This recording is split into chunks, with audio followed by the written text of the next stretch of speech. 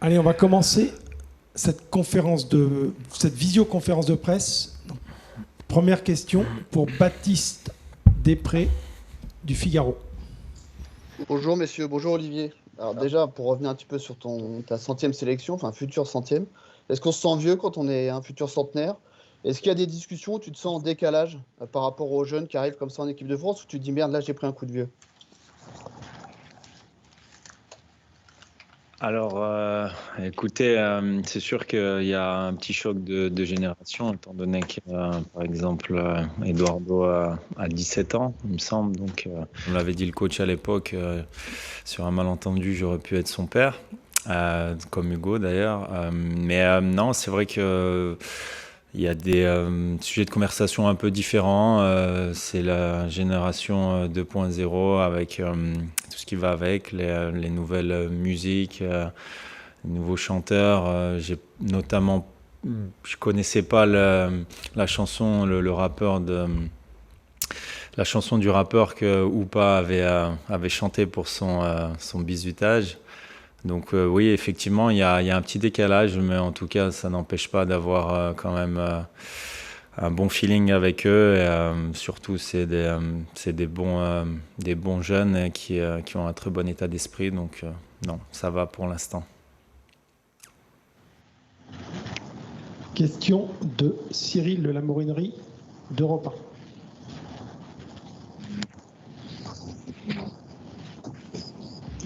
Il faut ouvrir votre micro, monsieur de la Morinerie. Peut-être enlever le masque aussi.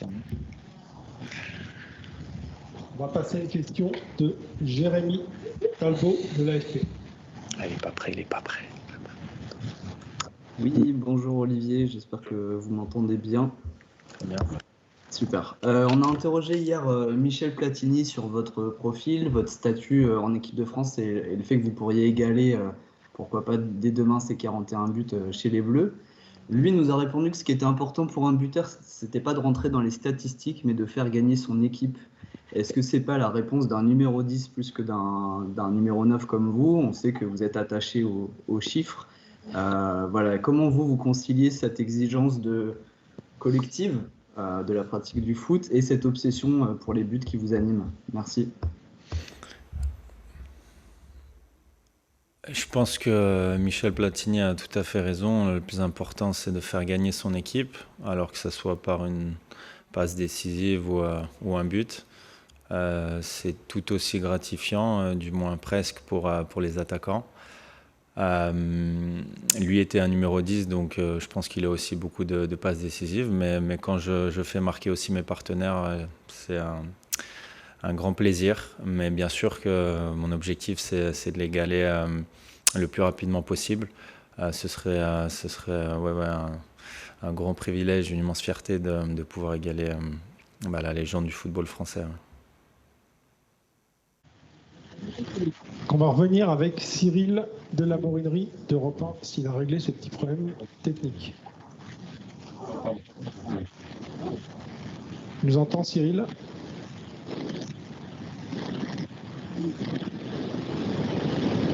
Non, ça ne fonctionne pas. Donc on va passer avec Samuel Olivier de Bise. Bonjour Olivier, une question concernant N'Golo Kanté, votre partenaire en sélection et avec Chelsea. Il est bien revenu en septembre, notamment contre la Suède. Ça faisait un moment qu'il n'avait pas été performant avec l'équipe de France, notamment en raison de nombreuses blessures. Est-ce que ça a été un sujet de discussion avec lui et un sujet de contrariété pour lui, de ne pas pouvoir revenir avec les Bleus au top niveau? Alors, on n'en a pas discuté, non. Mais je sais qu'il est très attaché à l'équipe de France et que ça lui a fait plaisir, en tout cas, de revenir dès ce rassemblement de septembre. Il a pris beaucoup de plaisir et je pense que ça s'est vu avec beaucoup d'envie et de motivation sur le terrain. Mais non, on n'en a pas discuté. On se chambrait un peu, mais je lui disais, c'est vrai qu'avec ses absences, je lui demandais s'il avait vraiment envie de revenir. Et non, il est toujours très motivé et ce maillot bleu lui tient aussi à cœur. Question de Gabriel Martin de M6.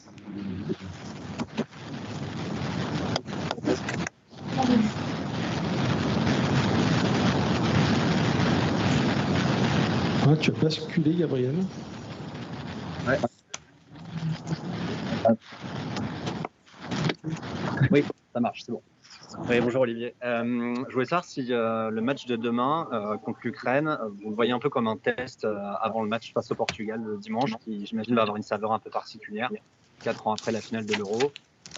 Voilà. Est-ce que vous vous projetez déjà sur ce match de dimanche face au Portugal et à Cristiano Ronaldo? Je dirais chaque chose en son temps. On a un match amical qui peut s'apparenter à un match de préparation, oui, pour les 2 matchs de Nations League. Mais comme le dit le coach, même les matchs amicaux, on veut les gagner. Et donc la meilleure façon de bien se préparer pour le Portugal dimanche, ce sera de faire un bon match contre l'Ukraine dès demain.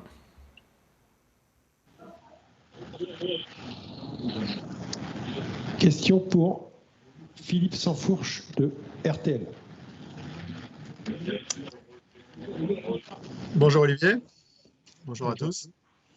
À l'heure de rentrer dans ce prestigieux club des 100 avec tous les noms qui font évidemment rêver, de Thierry Henry à Zinedine Zidane en passant par le sélectionneur Didier Deschamps. Quel est le moment, au-delà des titres, au-delà des trophées, on imagine bien, mais quel est le moment finalement, quand on regarde dans le rétroviseur, qui a été le plus fort en équipe de France, la meilleure connexion avec un joueur, un match peut-être qui resterait, où il y a eu un plaisir immense à évoluer sous ce maillot de l'équipe de France? Disons qu'il n'y a pas eu un moment à démarquer, bon, même si comme vous l'imaginez, la finale de la Coupe du Monde a été bien sûr au-dessus de tout. Après, je me souviens de mes débuts qui sont restés gravés dans ma mémoire, ma première sélection et puis mon premier but lors de ma première titularisation en Allemagne. Mon ami de Buch qui me fait marquer, donc c'était un moment spécial. Mais après, il y a aussi, j'ai revu le but contre l'Espagne là-bas à Vicente Calderón quand on revient au score. C'était un moment fort aussi. Et à chaque fois, en fait, mon premier but aussi en Coupe du Monde 2014, à chaque fois, ce que je retiens, c'est la communion avec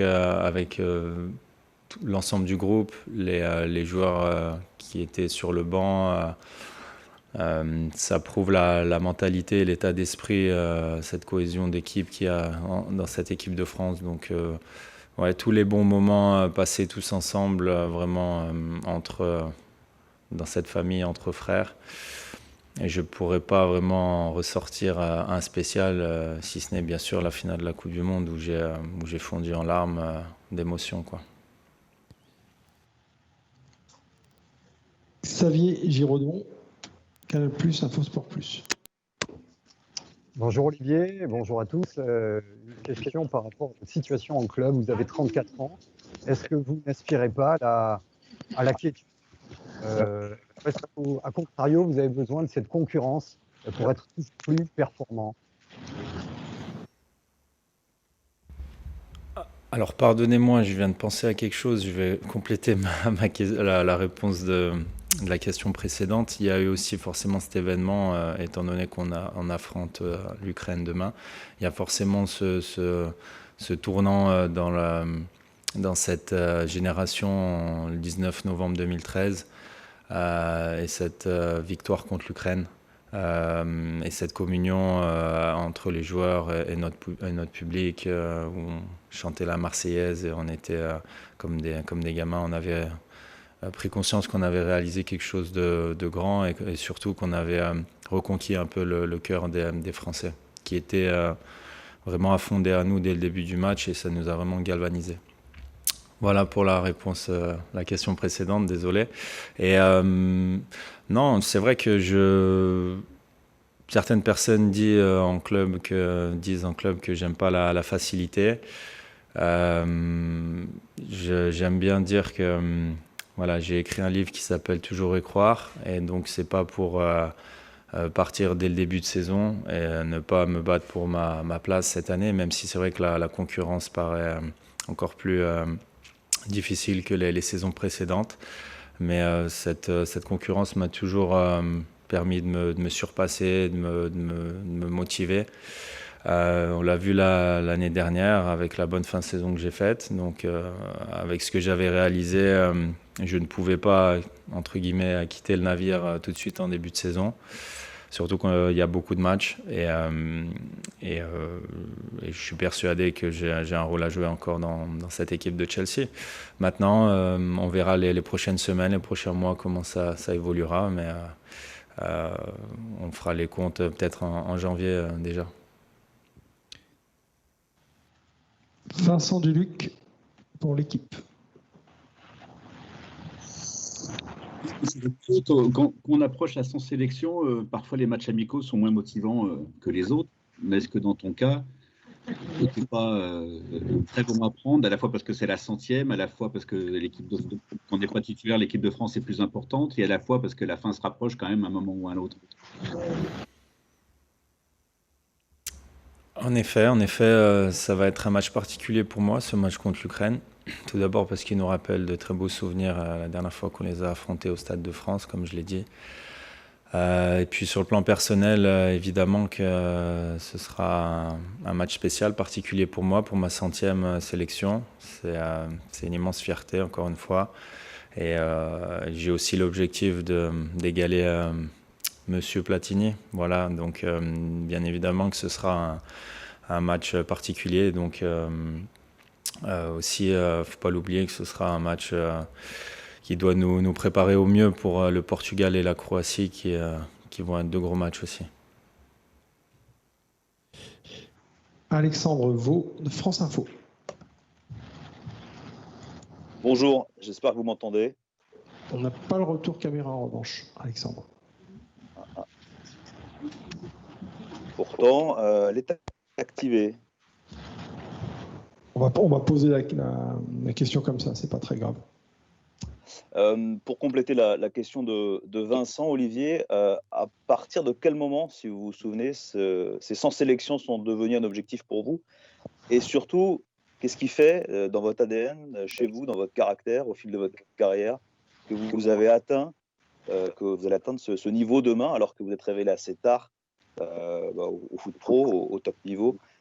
Qu'est-ce qui, au fond de vous, quelle qualité vous a permis d'atteindre cet objectif?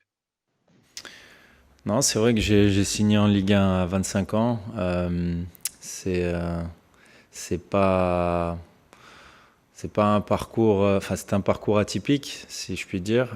Maintenant, la chance d'évoluer en équipe de France aussi à cet âge-là, même à 25 ans, je dirais qu'à partir de ce moment-là, c'était que du bonus. Et après, forcément, en engrangeant là, petit à petit les sélections, je me suis fixé aucune limite. Et peut-être quand je suis arrivé à 75-80, je me suis dit pourquoi pas aller à 100. Mais encore une fois, je me suis jamais fixé aucune limite. Et je suis allé toujours étape par étape. Et aussi, je suis resté dans cette équipe grâce à mon efficacité et ce que j'apporte à l'équipe. Donc je suis fier de tout ça. Mais voilà, c'est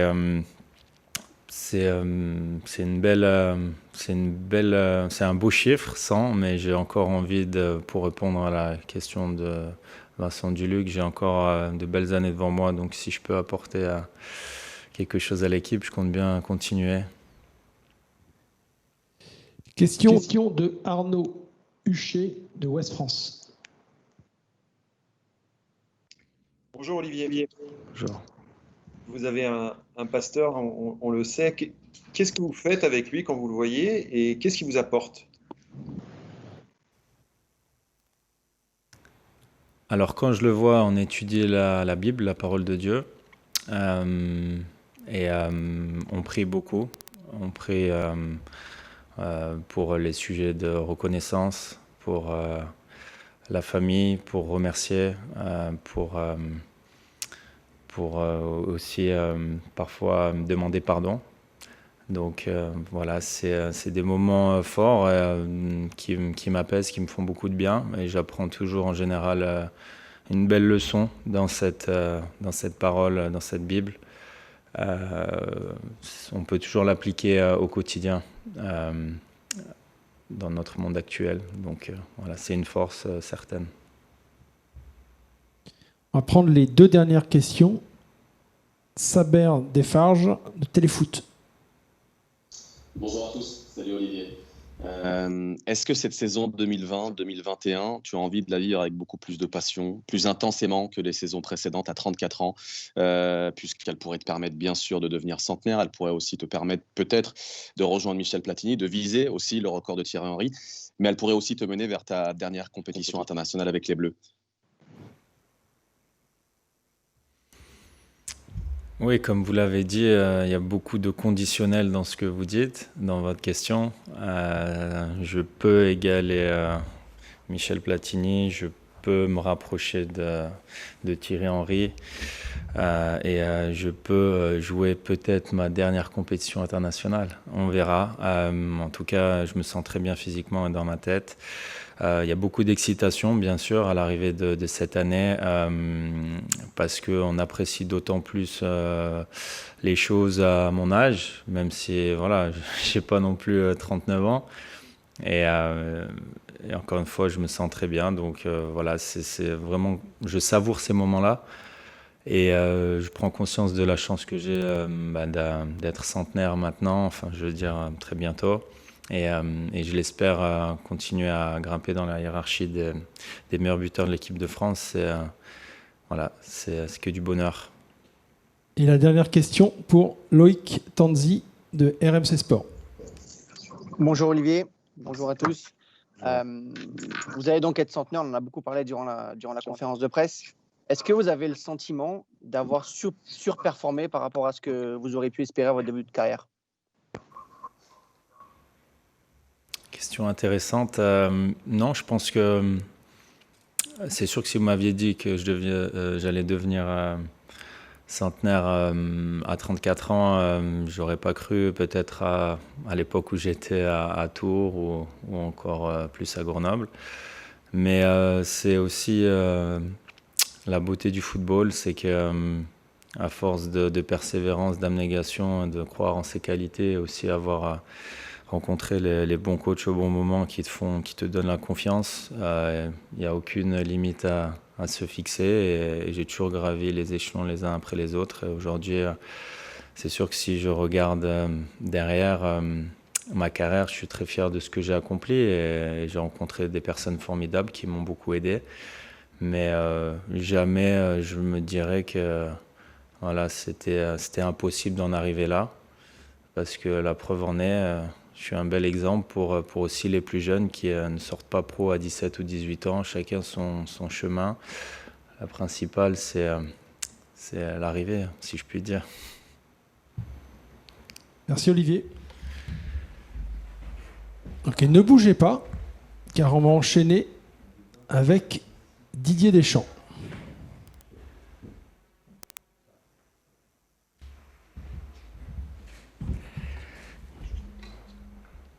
Ah oui, pourquoi? Pardon. Ah d'accord. Okay. Putain, il est chaud lui. Donc voilà, passe de Olivier Giraud à Didier Deschamps. Désolé. Et on va donner la parole tout de suite à Bertrand Latour avant qu'il reprenne son train. Bertrand Latour de la chaîne L'Équipe.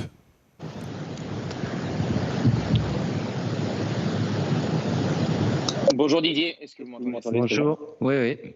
On avait Olivier à l'instant avec nous, beaucoup de questions autour de sa 100e sélection à venir. Déjà, est-ce que vous nous confirmez qu'il sera centenaire dès demain? Et quelle place est-ce que vous le situez dans la hiérarchie, non pas des attaquants, mais de l'histoire de la sélection nationale?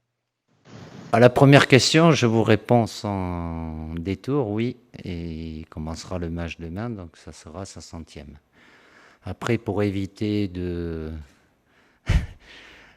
comment je vais dire ça, pas blessé, mais des comparaisons avec d'autres joueurs de la même génération ou de d'autres générations, je rentre pas trop là-dedans, on ne peut pas considérer. Il y en a certains à certaines périodes qui ont marqué l'histoire de différentes façons. Aujourd'hui, voilà, il fait partie d'un club plutôt fermé, puisqu'il ne sera que le 8e qui est centenaire, mais au-delà des 100 sélections qui prouvent bien la longévité d'un joueur au plus haut niveau. C'est ce qu'il a été capable de faire avec nous et le nombre de buts qu'il a marqués, et même s'il n'a pas marqué à chaque fois, ce qui l'a permis aussi de faire marquer et à l'équipe d'avoir de très bons résultats. Donc, depuis que je suis là, ça a toujours été un élément important, décisif.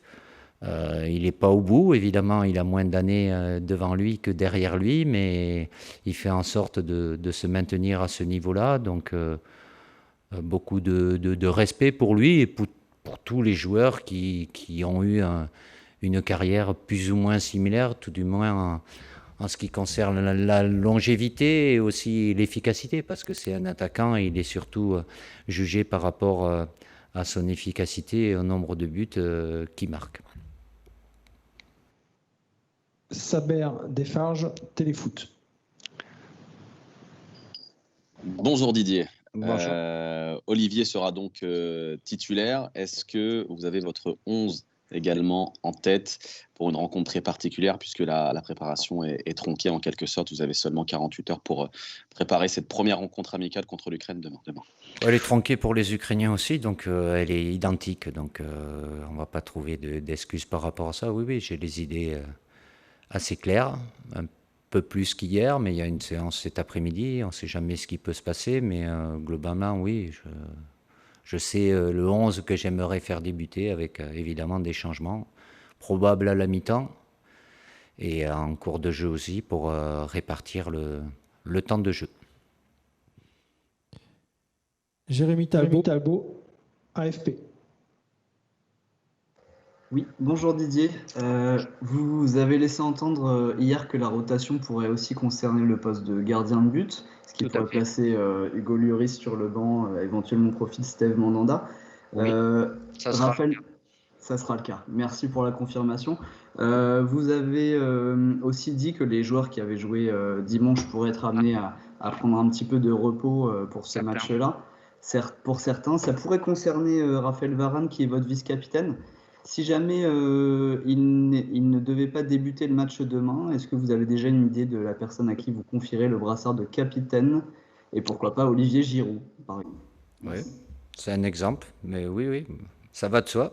À partir du moment si Raphaël commence pas demain, il n'est pas sur le terrain, donc il y aura un autre capitaine. Et par rapport à l'ancienneté, il y a quelques joueurs qui sont censés pouvoir commencer, porter le brassard demain. Tout à fait. William Pereira pour 20 minutes. Bonjour Didier. Bonjour. Je remets une pièce dans le jukebox sur la question tactique que vous avez abordée hier. Oui. Vous évoquiez hier les problématiques posées par le jeu avec deux pistons sur les côtés. Je voudrais revenir sur une question qui est revenue assez régulièrement depuis que vous êtes sélectionneur, sur un autre système d'un éventuel milieu en losange, étant donné que vous disposez de pas mal de forces vives à ce poste-là. Est-ce que c'est d'actualité, oui ou non? Est-ce que ça fait partie des schémas qui vont être travaillés? Et si oui ou non, pourquoi? C'est une des possibilités. Quand j'ai parlé de différents systèmes, différentes organisations que j'allais mettre en place en septembre, octobre et novembre, c'est une des solutions.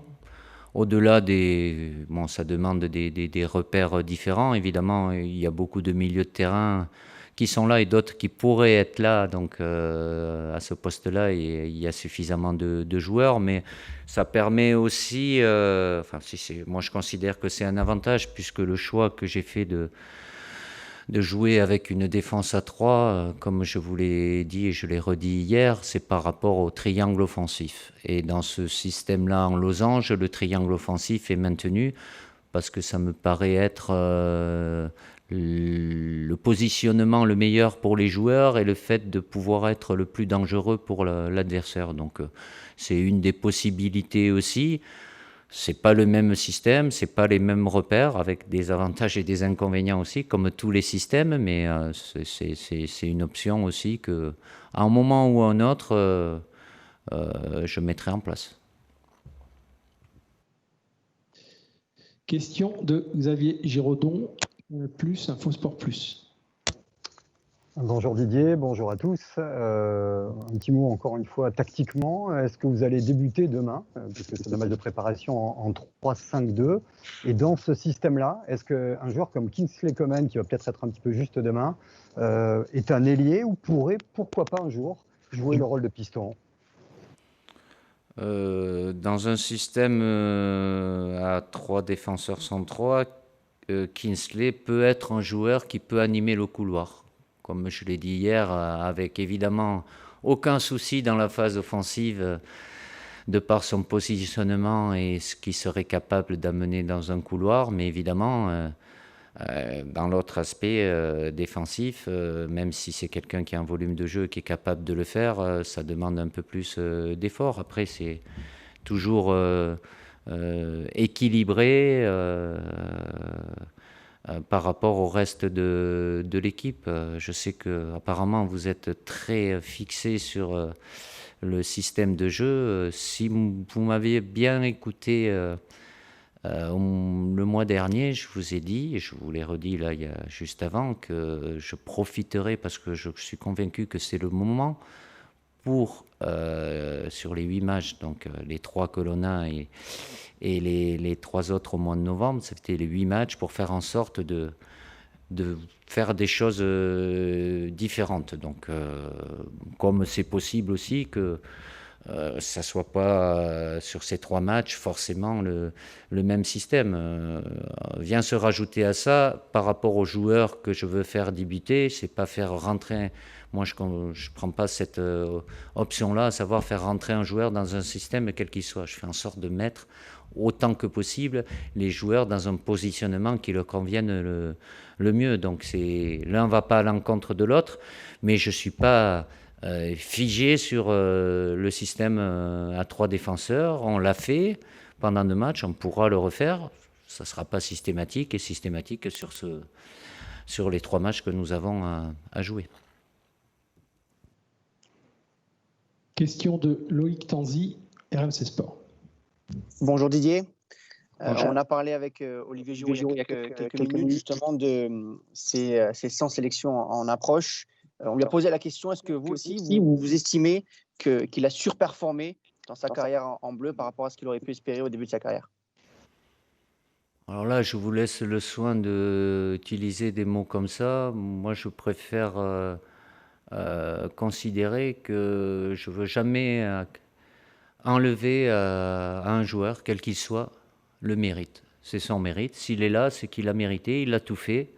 Est-ce qu'au départ, certainement, par rapport à sa trajectoire où il était à Grenoble ou à Tours, imaginez que c'était peut-être peu probable, mais s'il a eu tout ce qu'il a eu jusqu'à maintenant, c'est parce qu'il a été le chercher, et je le répète, c'est son mérite. Il y a des trajectoires qui ne sont pas identiques pour tous les joueurs.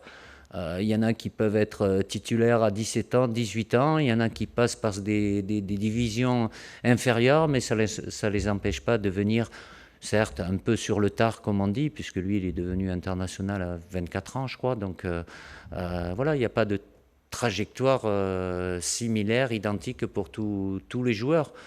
Mais il n'a rien eu gratuitement, ça n'a jamais été simple. Il a toujours eu cet état d'esprit, cette envie, cette abnégation, cette détermination, avec un profil bien spécifique, où voilà, il est dans son registre et qui a toujours été utile dans les équipes de club où il a été.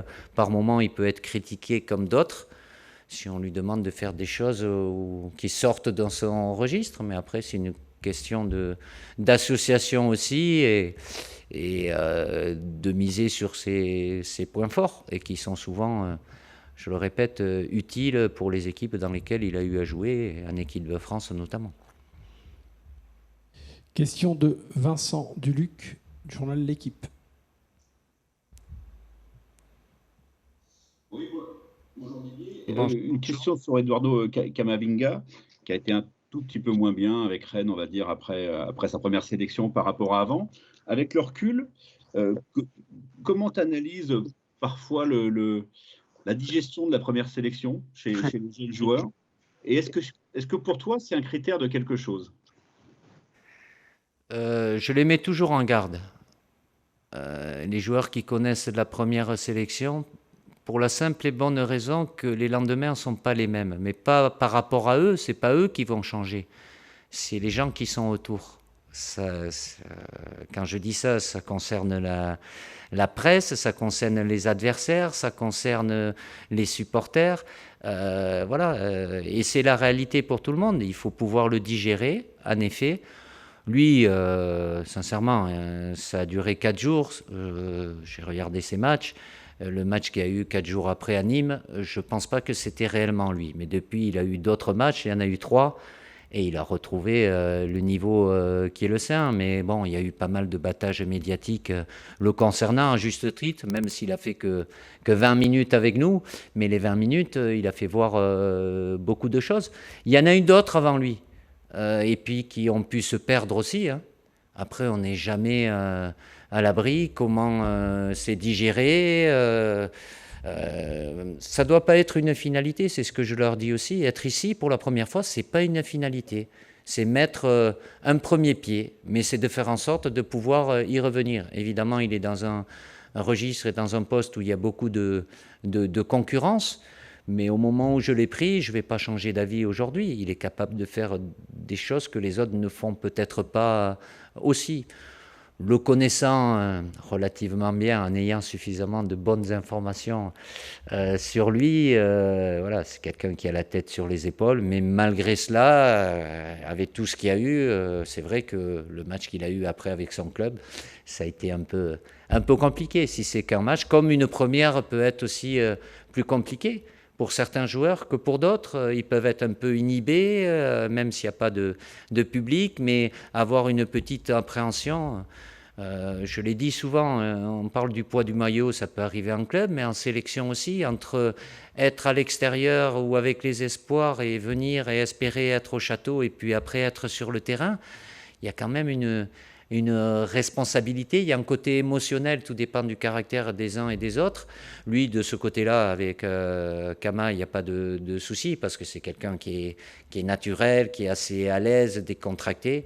Sur d'autres joueurs, il y a des étapes aussi un peu à franchir. Mais en conclusion, c'est pas anodin de devenir international. Parce qu'évidemment, c'est quelque chose de merveilleux. Ils se rappellent tous les joueurs se rappellent de leur première fois, de leur première sélection en équipe de France.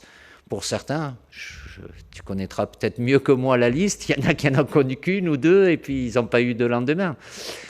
Sur lui, j'ai quand même pas beaucoup de doutes qu'il aura beaucoup de lendemain. Question de Samuel Olivier de Bein. Bonjour Didier, une question concernant N'Golo Kanté qui est revenu en pleine forme avec l'équipe de France en septembre, notamment contre la Suède. Sur le premier match, oui. Voilà, exactement. Ça faisait suite à une petite traversée du désert pour lui en bleu, notamment à cause de nombreuses blessures. Est-ce que ça a été un sujet d'inquiétude pour vous et est-ce que sa performance vous a rassuré ? Pas rassuré, Angie, comme tout joueur, voilà, il a enchaîné pas mal de pépins physiques, il a dû jouer des matchs sans être à 100%. Il a fait un très bon premier match contre la Suède, le deuxième avait l'enchaînement, comme pour d'autres, même s'il a des capacités athlétiques au-dessus de la moyenne, a été un peu plus compliqué, il faudra le gérer, il se gère lui aussi, c'est quelqu'un qui est très professionnel sur le terrain et en dehors, mais vu la cadence et la répétition des matchs, et lui il n'est jamais à l'énergie, même si son équipe elle gagne 4-0 à un quart d'heure de la fin, il ne va pas se dire non mais là je vais faire moins d'efforts, lui il va à bloc, il est à fond jusqu'à que l'arbitre siffle, donc oui, vigilant. Et lui aussi, être à l'écoute par rapport à comment il se ressent pour ne pas prendre de risques, comme c'est le cas certainement en club, même si tout entraîneur qui a N'Golo Kanté, il sait très bien qu'il vaut mieux l'avoir sur le terrain pour commencer le match. Après, c'est petit risque, grand risque. Moi, je ne vais pas prendre de risque, donc je vais le gérer. Mais c'était une période difficile pour lui, comme tous les joueurs peuvent la connaître à un moment ou un autre, liée évidemment à des blessures à différents endroits qui se sont enchaînés. Donc on va prendre encore 4 questions dans l'ordre. Philippe Sanfourge de RTL, Alexandre Vaux de France Info, Baptiste Després du Figaro et Arnaud Huchet de Ouest France. Donc la première question la première de ces 4 dernières questions. Philippe Sansfourche, RTL.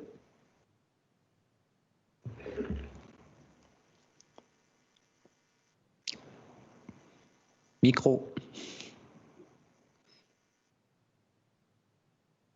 C'est bon? Ah, Oui. T'entends, Bonjour Philippe? Didier.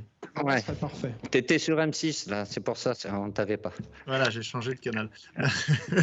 Pour revenir sur l'homme qui sera dans la lumière de demain soir, Olivier Giroud, avec le recul tout au long de ces années, dans quel domaine, sur le plan technique, physique, dans sa palette de footballeurs, est-ce qu'il a été le plus surprenant? Est-ce qu'il a réussi à progresser, à faire en sorte d'arriver là où il en est aujourd'hui? Donc le regard du sélectionneur sur le joueur Olivier Giroud, et puis un petit peu plus par rapport à l'actualité, est-ce qu'il peut être amené à tirer à nouveau les pénaltys dans la mesure où on a vu que Antoine Griezmann traversait une période un petit peu compliquée à ce niveau-là?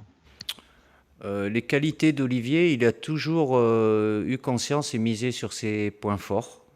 Et je pense que c'est quelque chose d'important. Quel que soit le poste, pour un joueur, il faut toujours mettre en avant ses points forts, ce qui ne l'a pas empêché comme tout attaquant, surtout avec nous d'ailleurs, après en club aussi certainement, mais quand vous avez des matchs tous les 3 jours, de répéter les gammes. Il prend un plaisir, et hier la séance qu'on a fait avec un travail de finition, voilà, tout ce qui est reprise de volée, sur des centres et tout ça, bon, on pourrait lui en faire pendant des heures, il adore ça, mais c'est le travail spécifique des attaquants. Au-delà de... le profil, vous le connaissez, c'est plus un joueur d'appui, un joueur de surface, c'est pas quelqu'un qui va prendre le ballon et éliminer 3-4 adversaires ou qui va aller s'excentrer sur les côtés ou dans les couloirs.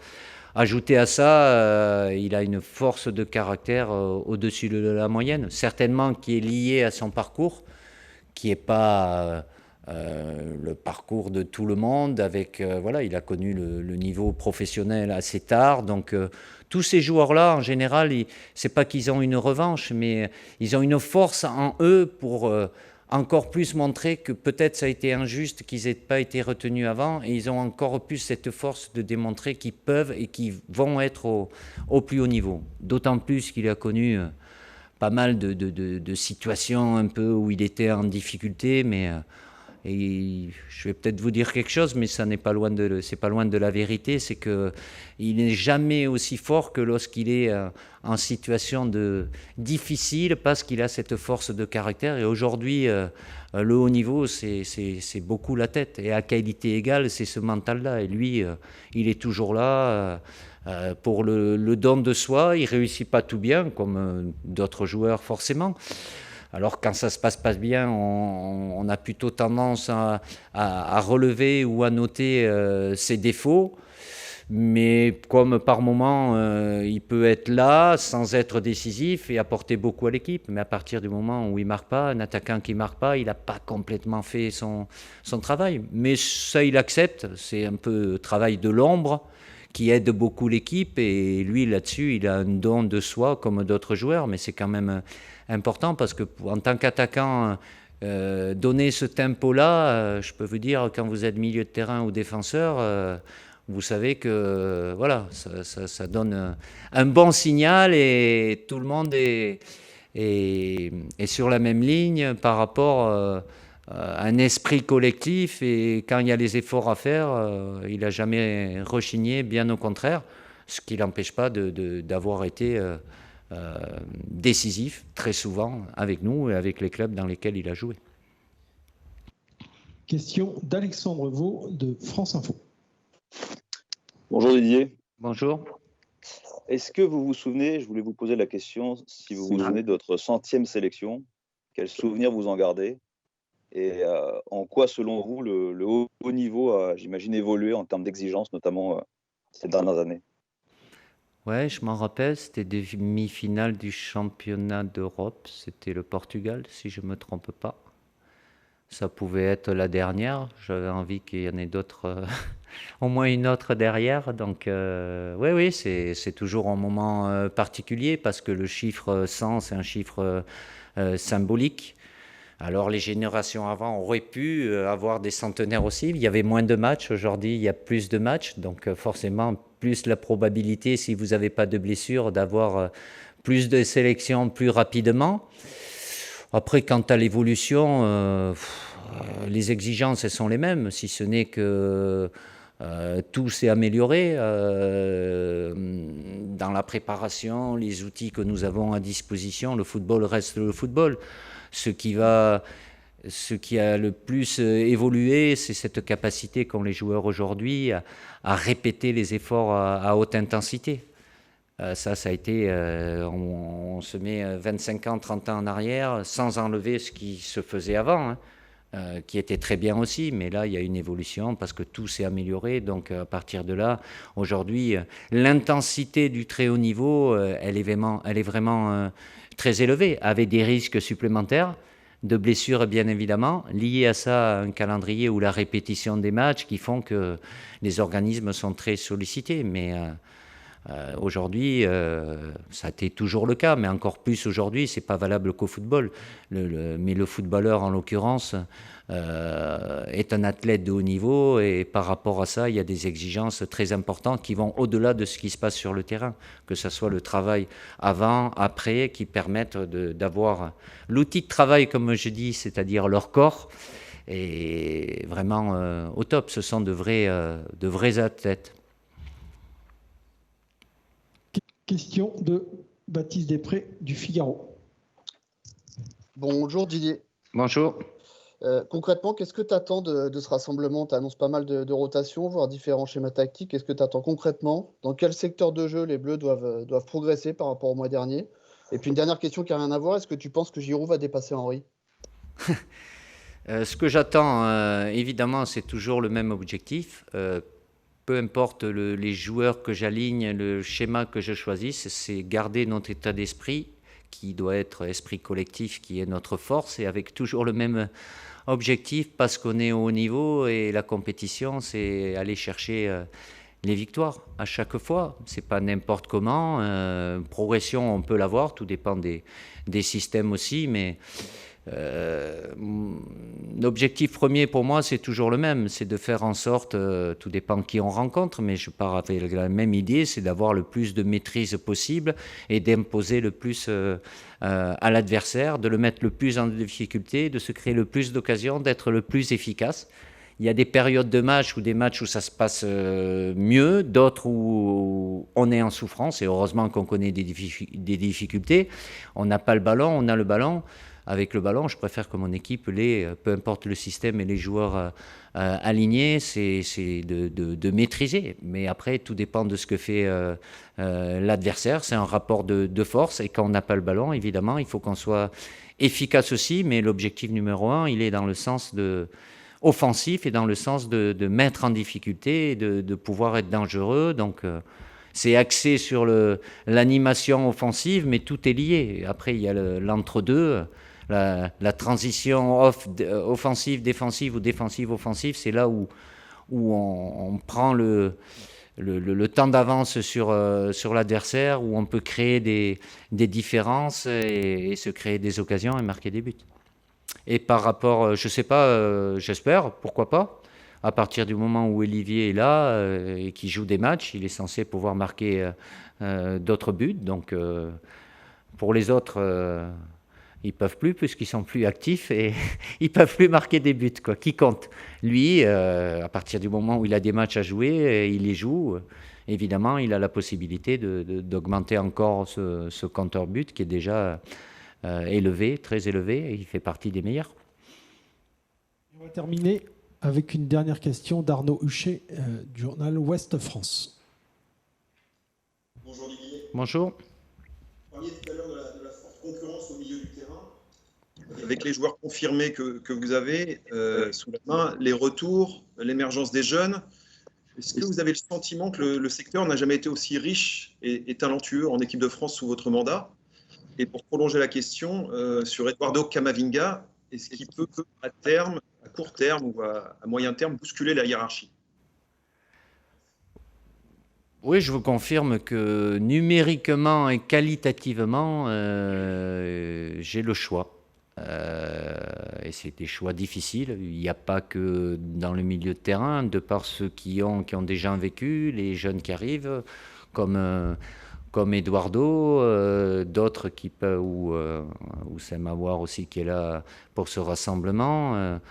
Si je les prends, c'est pas pour... bon, ça vous fait plaisir certainement, mais c'est parce que j'ai une idée évidemment sur le court terme et le moyen terme. Après, je pourrais pas les empiler. Numériquement, j'en prendrai pas plus qu'il ne faut non plus, mais je vais pas me plaindre de ça. Mais c'est valable aussi à d'autres postes où la quasi-totalité des postes, quelques-uns peut-être un peu moins, mais il y a toujours des joueurs. Mais avoir, je le répète, numériquement et avec autant de qualité, je vais pas me plaindre de ça, mais forcément, je vais pas faire que des heureux, quoi.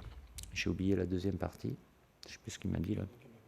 Eduardo, oui, Eduardo rentre là-dedans. À un moment ou un autre, il y serait venu. C'est venu peut-être tôt parce que c'était peut-être un peu les circonstances, mais à partir du moment où il est venu avec ce qu'il a fait, j'aurais pu le laisser à disposition des espoirs, mais je veux avoir une logique et une continuité par rapport à mes choix. Donc il est là aussi, et puis il aura l'occasion d'avoir du temps de jeu pour après, lorsque j'aurai des décisions finales à prendre avant l'Euro, j'aurai le choix. Ça, je suis sûr que j'aurai le choix, sans être à l'abri de problèmes sur un ou l'autre, mais évidemment, il rentrera dans cette réflexion-là par rapport après au profil et la concurrence qu'il aura à son poste. Merci Didier, merci à tous. Merci. Donc pour cet après-midi, on vous rappelle, il y a un pool photo, il y a un pool avec la caméra de TF1, c'est sûr, et une caméra qui mettra au CERT, on dit comme ça dans le jargon de la télé.